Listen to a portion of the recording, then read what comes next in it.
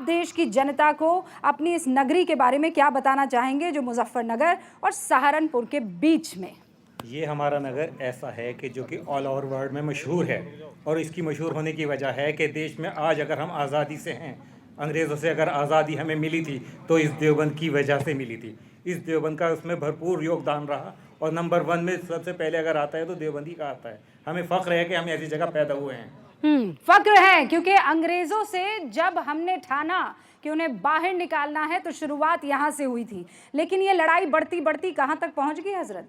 दरअसल में बात ऐसी है, ये मुल्क, ये देवबंद जो है वर्ल्ड फेम जगह है, और सबसे बड़ा योगदान जो हमारे छोटे भाई ने बताया कि इस मुल्क को अंग्रेज़ों से आज़ाद कराने के लिए देवबंद के हज़ारों उलेमाओं ने फांसी के तख्ते को चूमा, और तब ये मुल्क आज़ाद हुआ। ऐसा नहीं कि इस मुल्क में आज़ादी में सिर्फ मुसलमानों का ही, बल्कि सभी लोगों का, हिंदू मुस्लिम सिख ईसाई सभी लोगों का हाथ है, लेकिन बड़ा योगदान इस मुल्क को आज़ाद कराने में हमारे उलेमाए इकराम का है। जहाँ पर, जिस सरजमीन पर आप खड़ी हैं, दारुल देवबंद जिसको कहते हैं, ये दारुल देवबंद, ये उसकी पूरी की पूरी हिस्ट्री बयां करता है। और ये मुल्क जहाँ पहले खड़ा था, ये मुल्क वहाँ आज भी वहीं खड़ा है, लेकिन थोड़ा सा एक फ़र्क आ गया है। जो फर्क आ गया? क्या आपको लगता है फर्क आया है? नहीं, कोई फर्क नहीं आया। फर्क नहीं आया हुई है। हाँ, देश के अंदर जब से आदरणीय मोदी जी और आदरणीय योगी जी ने प्रदेश के अंदर कमान संभाली, एक जो हमारे प्रदेश को गुंडों के नाम से, अराजक तत्वों के नाम से और माहौल खराब करने के नाम से जाना जाता था, आज आदरणीय मोदी जी और आदरणीय योगी जी के नेतृत्व में भारत आत्मनिर्भर भारत बन रहा है। और योगी जी ने लगातार निरंतर विकास कार्य, और जो माफिया भूमाफिया, आप कह रहे हैं विकास कार्य हुआ है? एक बार, विकास कार्य हुए हैं कि नहीं हुए हैं? हाँ कि ना? हुए। मैं आती हूँ। मोदी ने कुछ किया कि नहीं किया? किया कि नहीं किया? बहुत कुछ किया है। हाँ, बहुत कुछ किया है। देश को बदला है। हाँ, मोदी ने कुछ किया है कि नहीं किया है? मोदी ने बहुत कुछ किया है, लेकिन जिस तरह के हालात हैं और माननीय प्रधानमंत्री जी खामोश रहते हैं, तो लोग उसके लिए सोचते हैं कि कुछ लोग चाहते हैं कि मोदी जी रहें, लेकिन जब इस तरह के लोकसभा में इस तरह के बयान देते हैं उनके सांसद, और माननीय मोदी जी प्रधानमंत्री जी हैं, आप अध्यक्ष हैं, आप मालिक हैं देश के, और आपके देश में इस तरह बोले जा रहे हैं एक सांसद के साथ, और उसको ये कहे जा रहा है आप बाहर निकलिए तो उनको मारेंगे, ये क्या हो रहा है? इस पर क्यों खामोश है प्रधानमंत्री? खामोशी अच्छी नहीं है। आपको क्या लगता है, मोदी, मुल्क और मुसलमान, इन तीनों शब्दों को आप कैसे जोड़ती हैं जहन में? और दूसरा, यहाँ पर आपने युवाओं की भी बात सुनी, और उनका ये कहना है कि कुछ भी नहीं हुआ है, नथिंग इज़ हैपेंड, और बीजेपी जब से आई है सिर्फ तबाही है, और ख़ासकर बयान बहादुरों ने मुसलमानों को गालियाँ देना शुरू कर दिया और कुछ हुआ नहीं। देखिए, जुमलेबाजी तो बहुत ज़्यादा हुई है, और जो हुआ है उसे अच्छा भी बोलना चाहिए। प्रधानमंत्री आवास योजना है और क्या आयुष्मान कार्ड वगैरह, देखिए जो भी कुछ हुआ है उसे अच्छा भी बोलो, लेकिन जो वो 15 लाख रुपए थे वो आज तक नहीं आए। इतने युवा बेरोज़गार घूम रहे हैं, उनकी नौकरी कहाँ है? उन्होंने वादा किया था कि इतने लाख युवाओं को नौकरी दी जाएगी, वो नौकरी नहीं है। अच्छा, हलाला को लेकर आपका क्या कहना है? ये अच्छा किया कि बुरा किया उन्होंने ट्रिपल तलाक को बैन करके? देखिए, हम लोग तो अपने धर्म को फॉलो करते हैं, और हम इस चीज़ को नहीं मानते वो क्या ला रहे हैं। जैसे हमारे यहाँ हमारे धर्म में बताया गया है, तो ट्रिपल तलाक आप मानती हैं कि गलत किया उन्होंने? नहीं, हाँ बिल्कुल गलत किया। तो 22 मुस्लिम मुल्क, सऊदी अरब, दुबई, यूएई, ये सब इस्लाम को नहीं मानते हैं, ये हिंदू हैं। क्यों नहीं मानता है? नहीं, इसको तो अच्छा किया है उन्होंने। नहीं, वही तो पूछ रही हूँ। ट्रिपल तलाक को को गलत है, उसका तरीका गलत है। शरीय कानून अगर लागू होता है तो बात मानने वाली है, लेकिन उसका तरीका गलत है ना। तो आपको लगता है शरिया कानून यहाँ होना चाहिए? नहीं, ऐसा नहीं बोला कि होना चाहिए, लेकिन ऐसा नहीं है कि एक ही कम्युनिटी को आप टारगेट करें। मैं आप कह रहे हैं ट्रिपल तलाक टारगेट किया गया? टारगेट किया गया सिर्फ मुसलमानों के लिए। ऐसा कौन सा योगदान लेकर आए हैं वो? मतलब वो जैसे कहेंगे तो ऐसे ही थोड़ा चला जाएगा। हाँ ठीक है, लेडीज के लिए बहुत। अच्छा, ऐसी कोई आपके फैमिली में ऐसी कोई औरत है जिसे ट्रिपल तलाक दिया गया है? तलाक ए बिद्दत? नहीं, ये वाला कुछ नहीं है। नहीं है? उत्तर प्रदेश के बहुत से गांव हैं जहां पर खुद महिलाएं हमारे पास आई हैं।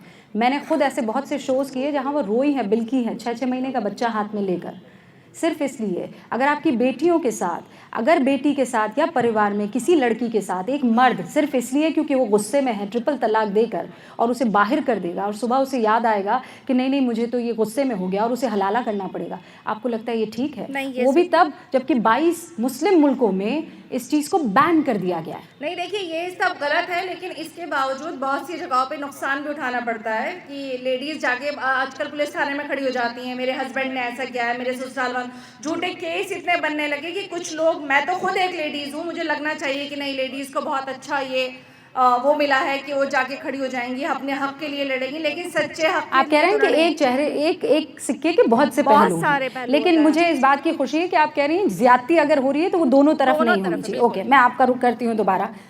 आप तो यहाँ के पार्षद हैं और मेरे ख्याल से 3 बार से चुनकर आए पार्षद हैं। इस वक्त देवबंद को सबसे ज्यादा किस चीज़ की जरूरत है? देखिए, अभी आप विकास कार्यों की बात कर रही थी। मोदी सरकार में गरीब लोगों को विकास कार्य बहुत हुए हैं, हम हमारे से भी बहुत लोग जुड़े हैं, उन्होंने फ़ायदा भी उठाया है। लेकिन एक देसी मिसाल सुनिए आप, बकरी ने दूध दिया ऊपर से मिगने कर दी, तो वो दूध किसी काम का नहीं रहा। वो आपने जब तक आप बजरंग दल जैसे आतंकी संगठनों पर बैन नहीं लगाएंगे तो इनके ऊपर बैन लगे। जब भी मुसलमान मोदी से जुड़ने की कोशिश करता है, जब भी इस तरह की खाई खोदने का काम कर दिया जाता है कि मुसलमान फिर अपना आपको, अब आपके प्रोग्राम का शीर्षक है मोदी मुल्क और मुसलमान, मोदी मुल्क और अवाम होना चाहिए। भाई हम भी तो मतलब मुसलमान को क्यों अलग करने की कोशिश करें? देखिए, मैं आपको एक बात और बता दूं, अभी 80 और 20 की बात चल रही थी, आज की डेट में 20% उधर है, 80% इधर है। जो सेकुलर हिंदू है, जो समझदार हिंदू है, पढ़ा लिखा हिंदू है, वो सब अब जो है इस 20% के साथ खड़ा हुआ है। हम लोग 80% हो गए, आप लोग 20% पर हैं। अच्छा पार्षद साहब, मैंने जैसा कहा ना, एक बहुत ईमानदार पहल है, ये डिस्कशन हो रहा है, कोई किसी तरह का कोई एजेंडा नहीं है। आप ये बोल रहे हैं कि वो लोग, ये लोग, कहीं ऐसा तो नहीं है कि हमारी कौम, हमारी बिरादरी खुद एक पार्टी बन गई है? मतलब हम मुसलमान कहीं भी हो, मैं किसी राज्य में जाऊं, कोई मुस्लिम नेता तो है नहीं, पर हमें मोदी के खिलाफ खड़े हो जाना, एक पार्टी बन गए हैं और सब हमारा इस्तेमाल कर रहे हैं, ऐसा आपको नहीं लगता है? नहीं, मोदी इससे नुकसान नहीं हो रहा है? नहीं, मोदी के खिलाफ नहीं है मुसलमान, ये आपकी गलत सोच है। ये गलत इसको डिफाइन किया जा रहा है, गलत पेश किया जा रहा है। मुसलमान वोट देने के लिए आगे बढ़ने के लिए तैयार है मुसलमान, लेकिन अगर एक बीच में इस तरह की खाई खोद दी जाती है कि अपना उनको अलग करके खड़ा कर दिया जाता है, इस तरह के मतलब हालात पैदा कर दिया खाई कौन खोद रहा है? सरकार खोद रही है। सरकार जब तक कि आतंकी संगठनों पर बैन नहीं लगाएगी तो आप कह रहे हैं मोदी के खिलाफ नहीं, सरकार खाई खोद रही है, तो किसके? बजरंग दल किसका संगठन है? तो क्या वो बैन हो जाने से मुसलमान और मोदी और बीजेपी के बीच की जो खाई है वो खत्म हो जाएगी? देखिए, ये मुद्दा जो खड़ा हो गया है, उनको मैं ये तो बताना चाहूँ, चाहे योगी जी हैं चाहे मोदी जी हैं, जब देवबंद को इस नज़र से देखा जाता है, इस नज़र से देखा जाता है, उग्रवाद की नज़र से देखा जाता है, तो उन पर बैन लगानी चाहिए उन लोगों पर जो इस नज़र के स्टेटमेंट देते हैं। नहीं तो वो जो लोग स्टेटमेंट देते हैं, आप उनको कटघरे में खड़ा कर रहे हैं या मोदी को कटघरे में खड़ा? देखिए, जब घर किसी बच्चा कोई बदतमीजी करता है, सबसे पहले उसके बाप को कहा जाता है ये किसका बेटा है, कहा जाता नहीं कहा जाता है, ये मुल्क के जो बाप हैं वो मोदी और योगी हैं। बिल्कुल सही जगह पर आ गए हैं।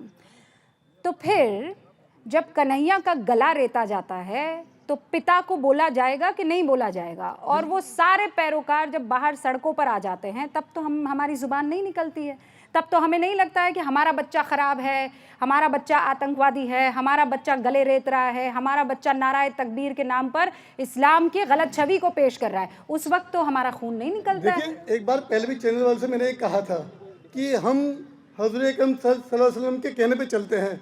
हमारा है अल्हम्दुलिल्लाहि रब्बिल आलमीन, रब्बुल मुस्लिमीन नहीं है। पूरा हिंदुस्तान, पूरी दुनिया, चाहे वो हिंदू है या मुसलमान, वो सिर्फ अल्लाह का बंदा है। हमारे खुदा ने कहा है रब्बुल आलमीन, नॉट रब्बुल मुस्लिमीन। अगर कोई ऐसा करता है तो उसे सज़ा दीजिए, उसमें ये ना देखिए ये हिंदू है या मुसलमान है। वो जो सज़ा कर रहा है, चाहे वो आमिर है चाहे वो विष्णु है, उसको सज़ा दीजिए आप। ओके, सज़ा जिसने गलत किया है उसे मिलनी चाहिए।